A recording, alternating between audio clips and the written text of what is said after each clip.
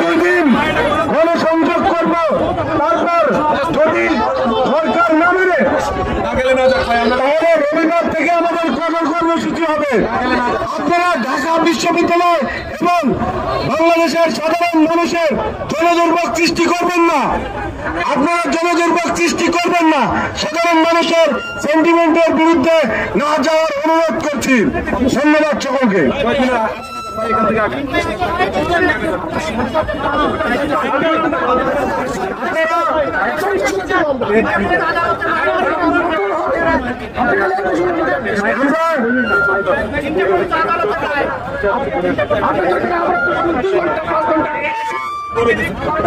আমরা আজকের মধ্যে যদি সরকারের কাছ থেকে কোনো প্রকার কোনো মেসেজ না পাই, যদি বিচারিক যে প্রশাসন সেটি দ্রুততম সময়ের মধ্যে সেটি যদি নিষ্পত্তি না করার ঘোষণা না আসে, তাহলে আমাদের কঠোর কর্মসূচি ঘোষিত হবে।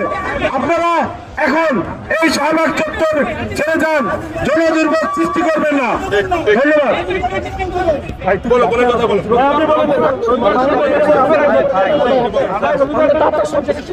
ঢাকা বিশ্ববিদ্যালয়ের স্টুডেন্টরা গেলে জীবনও জিতবেন না ভাই। শুনেন, ওনার বিরুদ্ধে এখন চলে আসবে। আপনি বুঝতেছেন না কেন সেন্টিমেন্ট এখন অবস্থান কর্মসূচি পালিত হবে। সেইটা আমি ভাই ওখানে গিয়ে নেই। আপনি সবকিছু এখানে চাইলে তাহলে তো আপনি বসে থাকবেন। পাবলিক সেন্টিমেন্ট একদিনে ঘুরে যাবে। ঢাকা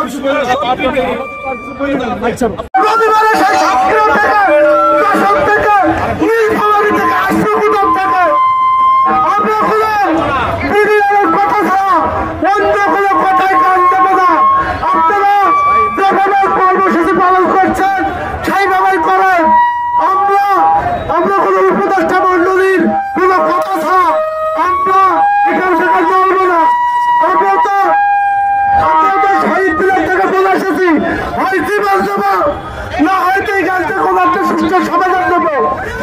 আপনার 17 বছর, আপনার 15 বছর আমরা এই ফ্যাসিস্ট সরকারের সবাই যদি বাংলাদেশে যে আমরা এই শেখ হাসিনার নির্যাতনের শিকার, তার দীর্ঘদিন ক্ষমতায় অবৈধভাবে ক্ষমতায় ফেরার জন্য পিল খেলার ঘটনা সংঘটিত হয়েছে। আমি অবস্থান কর্মসূচি চালিয়ে যাবো।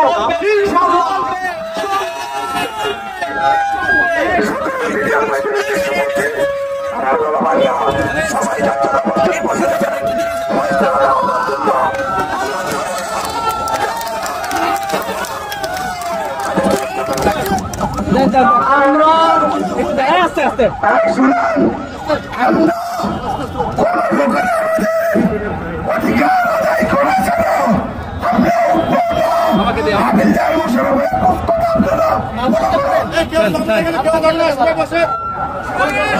সম্মানিত বিডিআর ভাই, আপনাদের দৃষ্টি আকর্ষণ করছি, আমরা সরকারের কোন সুনির্দিষ্ট প্রতিনিধি ছাড়া, তাদের সাথে আলোচনা ছাড়া আমরা এই স্থান কখনো ছাড়বো না।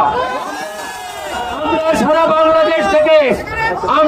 বাংলাদেশ থেকে এখানে ঐক্যবদ্ধ হয়েছি আমাদের জেলবন্দী ভাইদের মুক্তি দেওয়ার জন্য। কিন্তু সরকার কি এটা চালাকি করলো? দেখেন, আজকের কেসের তারিখটা শেষ করে দিল। আমাদের অঙ্গীকার ছিল আমরা রাজপথ ছাড়বো না জেলবন্দী ভাইদের মুক্তি না নিয়ে। আমরা অঙ্গীকার করছি, আজকে শপথ নিচ্ছি যে আমরা আমাদের অধিকার আদায় ছাড়া আমরা রাজপথ ছাড়বো না।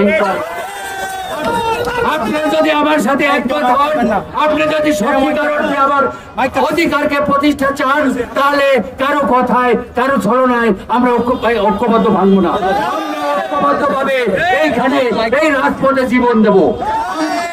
আমরা বেঁচে আছি জীবন্ত লাশ, আমরা বেঁচে আছি জীবন্ত লাশ হয়ে। এই কথার কোনো ভ্যালু নাই।